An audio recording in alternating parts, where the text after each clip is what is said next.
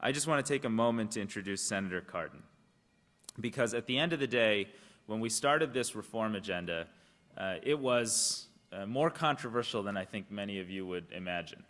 And at different points in times, we've faced some resistance, and we've tried to embrace all of our partners in a dialogue about why this approach makes sense. And from his seat on the Senate Foreign Relations Committee as chair, he has advanced human rights around the world, but also taken the time and effort and energy to specifically focus on how we can achieve these goals, how we can establish USAID Forward as a reform agenda that allows us to work more effectively, how we can partner better with a more diverse group of partners here in the United States, including small businesses.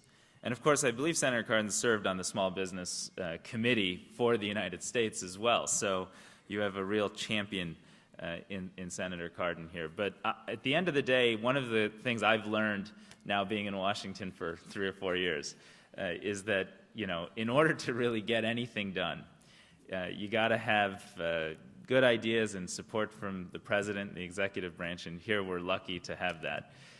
But you also have to have real leaders in Congress that when sometimes things are tough or unpopular are willing to kind of buck you up, offer some guidance, pave the way, and ensure that we're building the kind of government that is more capable of embracing folks in this room and delivering the kinds of results Americans expect, and doing that with vision and passion. And it's in that spirit that I'm honored to know and consider Senator Cardin a friend and introduce Senator Cardin here to you. Senator, please join us. Thank you.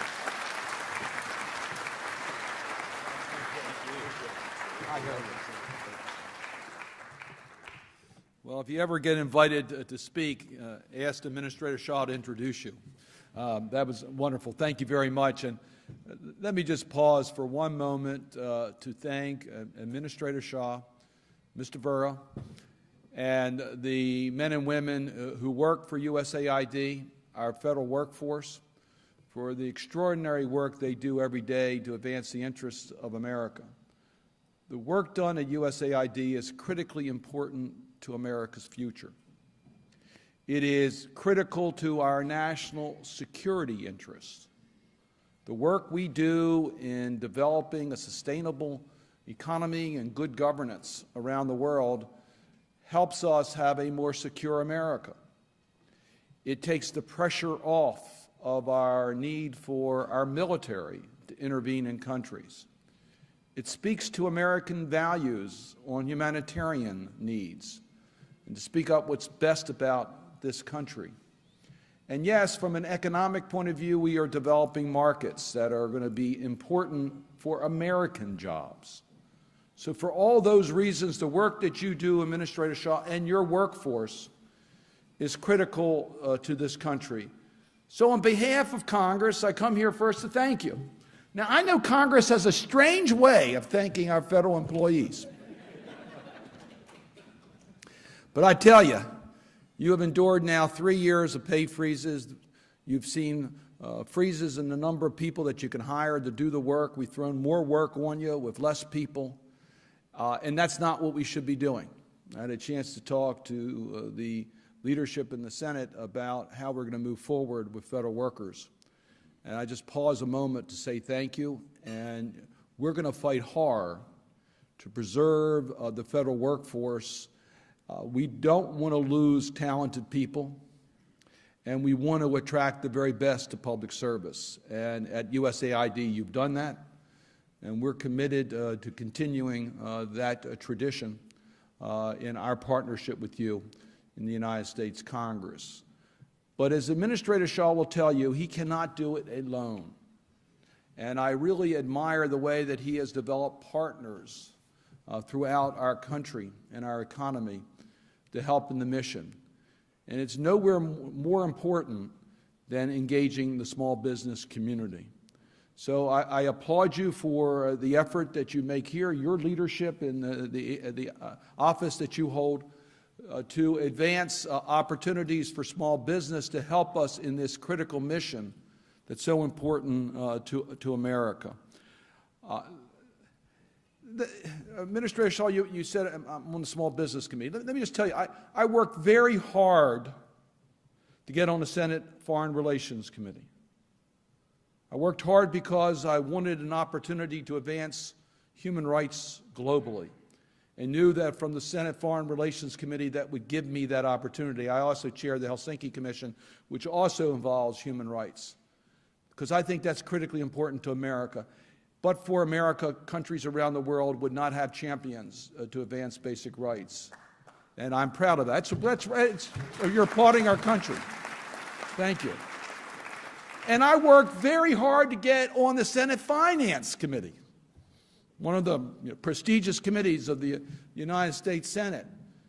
One of the reasons I worked hard, because it deals with international trade, and it deals with areas where I can leverage the U.S. Allowing Russia to enter the WTO. We were able to advance some human rights when we did that. And I'll continue to look for those opportunities. And it's a very important committee. But I worked equally hard to get on the Small Business Committee. There weren't quite as many people seeking that committee. But I asked to serve on the Small Business Committee when I came to the United States Senate. And I was lucky enough to get on that committee. And my reason was pretty simple. The small business is the economic engine of America. That's where job growth takes place. More jobs are created through small business than large companies. But let me tell you something else that small business does. They're the innovators in America. You figure out how to do something better, and you market that. Whether it's manufacturing a product or whether it's providing service or in consulting, you figure out how to get it done in the most efficient way. And that's been the American edge, and why America has become the great economic power that it is, and the great influence we've had. It's because of small businesses. It's because of the people that are in this room today. So I wanted to be here to tell you that this forum combines the two areas that I think are the most important to our country. Small business, the innovators, a growth engine. USAID, which is advancing U.S. goals globally and doing great humanitarian work. And the combination here couldn't be more important. And I just wanted you to know you have an advocate in the United States Senate that will promote this the best that I possibly can. Let me just talk a little bit about how USAID can use the talent that's in this room, the small business community. 62 million Americans, 1 out of every 5 is first or second generation American. You understand the world. You know firsthand how people around the world are responding to the challenges of their own individual countries. So diaspora companies become particularly important. You can help bridge between America and the country of your roots. Let me just give you a couple of examples. A few years back, I helped establish in Maryland an African trade office. I did that for many reasons. First of all, our connections to Africa are certainly underdeveloped, and we can do a lot more about American companies partnering with African companies on economic opportunity. But I looked at my state of Maryland and saw so many people with recent roots in Africa, so many businesses with recent roots in Africa, that here we will develop opportunity for job growth here in Maryland, as well as moving forward on goals of America to help develop economies on the continent of Africa. So let me just give you one example of that partnership. Recently, the White House acknowledged Mr. Asiva, who has Ethiopian roots, who started a company in Maryland, Montgomery County, Maryland, called Blessed Coffee. I've had their coffee. It's very good. I promote it. I'll go out and buy some. Because let me tell you what you're doing when you're buying that coffee, Blessed Coffee. You're helping create jobs in the United States of America, and we need jobs. But that partnership includes Ethiopia in building schools, in clean water for the people of Ethiopia, a health clinic, all benefit from the partnership that was established by Blessed Coffee here in Montgomery County, Maryland, with the country of Ethiopia. That makes sense. That's helping Administrator Shaw and his mission. It's helping economic growth, and it's helping in America's humanitarian mission. The same story can be told over and over again. I always am shameless in pointing out Maryland companies. That's good politics, but it's also, we are very proud of Maryland companies. Mendez, England and Associates, a women-owned business in our state, is doing incredible work in monitoring and evaluating USAID programs. Panagora, but I'm sorry, that's a minority-owned company. Panagora is a woman-owned company in our state doing international development assistance. Cameras is a service-disabled vet company doing work in our state on global health areas. And the list goes on and on and on of companies that have made incredible, small companies that have made incredible difference. So I want you to know that Congress understands the importance of small businesses. And we have provided tools for that work. And I'm glad, Administrator Shaw, that you acknowledged Ms. Campbell, Jane Campbell from the Small Business Committee, and Senator Landrieu. There is no stronger advocate on behalf of small business in this country than Mary Landrieu, the senator from Louisiana. I am so proud to be in our caucus meetings as chairmen stand up and promote bills that are moving forward, maybe in agriculture or in health care, and then you'll see Senator Landrieu stand up and say, what are we doing for small business? How are we going to help small business? Because they have different needs. So we have a strategy to help small business, and it started when President Obama was elected to return the SBA to an agency that's an advocate for small business. We provided substantial increases in their budget so that they can fight on your behalf in other agencies. Administrator Shaw, congratulations from going from an F to an A in 2 years. I never did that in college, so that's pretty good. That's pretty, yeah, that deserves a round of applause. And that was done for two reasons. Two reasons. One is that Administrator Shaw wants to do the right thing. He does. And he also understands that engaging small business and make it easier for him to do the right thing for the mission that he has. But he also knows that we're looking at him, that we're watching. And we got the Small Business Administration watching. And you got the Congress looking at agencies, because we know one of the ways that we can really help small businesses is through government procurement. But you know, the big guys sort of like government procurement, and it's not easy to break through. So you have to have a friend that's going to really help. So we set goals. And I appreciate the goals are aspirational to a certain degree, but we need to be on a path to accomplish it. And your goal, as I understand it, is 11% for prime contractors and 26.8% for subcontractors. And we will help you reach those goals. Congress has taken on the bundling issue. Agencies tend to make these contracts, small contracts, big contracts, so they don't have to do as much work. You know, one contract is easier than 3 contracts. But one contract may not allow small companies to participate. Whereas if you become the prime, you control the contract. You're not beholden to some other company that's sort of bringing you in as a favor. So we want prime contracts. We want prime contracts. And we're going to fight for prime contracts. And we know that you have issues on getting credit.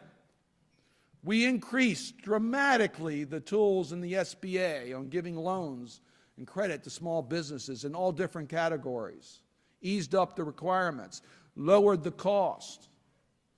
That was intentional. We know we're in tough economic times, and we haven't done enough yet. It's still the #1 issue I hear when I travel throughout Maryland from small businesses is the difficulty in getting credit. So we got to take a look at what we did in Dodd-Frank and make sure that community banks are in fact lending money to small businesses. They're not doing enough of that. So we're committed to working with you. We passed the SBIR bill. for innovative companies. We have increased the surety bond limits. I'm very proud about that. It's now permanent. And we are indexed it to inflation, which will certainly $6.5 million, which will help us, again, give you the tools you need. I have legislation to increase the government set-asides. We have counseling to the agencies. I could go, the list goes on and on and on. But I wanted you to know today that you have a friend in the United States Congress which is going to provide the tools necessary so that you, in fact, can help. So here's the challenges we face in America. Our challenges, as I mentioned before, is that we are in a very dangerous world. Just look what's happening in North Korea today. Look what's happening in Syria. Look what's happening in Iran. Look at America's spending of trillions of dollars in our war against terror in Afghanistan and Iraq. This is a dangerous world. We need to keep America safer. And we know that starts with a strong military, and we have the strongest military in the world.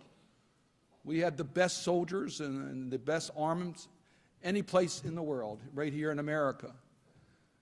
But it requires us to have countries that are more stable. That's absolutely critical. And the way to do that is through reaching out in partnership with other countries for sustainable economies. People have hope. One of the problems in North Korea today is that their people are being starved. Their economic future is very, very poor. There's little hope. And when there's little hope, people do extreme things. We've got to offer hope. I was just on the phone earlier today with a Canadian friend who was looking at what we did on the extractive industries in America. Working with Senator Lugar, I was able to get transparency because we know countries have mineral wealth, but it becomes a curse. Why? Because that wealth is taken from the people by its leaders and used for corruption. Now, why do we have an interest in that? Because the poverty of that nation causes instability in that nation. Meaning their mineral sources, which are important to us, can be lost. And worse than that, we could be engaged in the military conflict because of that instability. Well, we've got to correct that. That's why we passed the provisions in Dodd-Frank that require transparency from extractive industries so we can track the money to help you with your mission. But it comes back to USAID, and USAID cannot do its work without your help. And that's why we have this conference today. In this Congress, I will be chairing the East Asia and Pacific subcommittee of the Senate Foreign Relations Committee. President Obama has announced his rebalance to Asia. Why? Because Asia is where the growth is at this particular moment. We expect that 50% of the growth in the next decade in the economy outside the United States will take place in Asia. The United States has to be a more active player.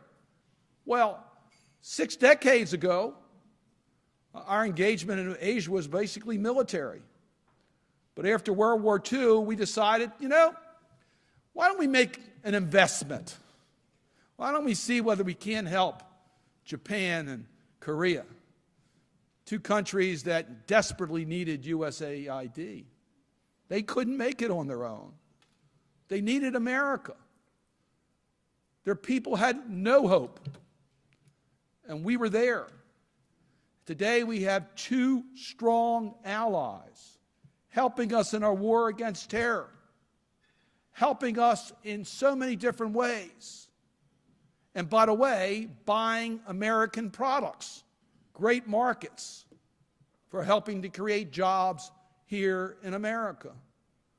Well, the problems in Asia today is that we have some of the most populous democratic countries, but we have some of the most totalitarian regimes in the world. We need to reach out. USAID needs to be active in the rebalance program to Asia. And they can't do it without you. Can't do it without the small business community. I admire so much Administrator Shaw's vision about how he wants to engage partners in carrying out the mission, how he wants to engage small businesses, how he wants to engage our academic institutions, our NGOs, because that's the way you leverage and accomplish the results that need to be accomplished. Well, this country is facing an economic problem. We haven't passed the budget. We're in sequestration. We've got to get beyond that. We've got to get to a sustainable budget, and it's not sustainable today. We're spending too much and we don't have enough revenue, and we've got to figure out a way to bring this into balance. So let me tell you another reason why I'm here today. Because the way you bring that into balance is that you create more jobs here in America. And what you're doing is going to create more jobs here in America. So this is a win-win-win situation. What you're doing is so important for American values. What you're doing is so important for America's security. And what you're doing is so important for our economy. So I wanted to be here today to let you know that you have a partner and friend. And when I look out in this room and see the people that are here, you give me great hope that we indeed will achieve those missions. Thank you, and it's great to be with you today.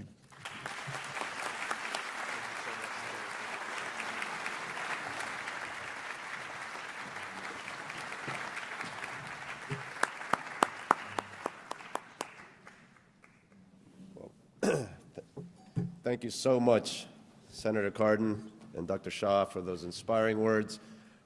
We really, really appreciate your support, your commitment, and your leadership on the committee and on the Hill.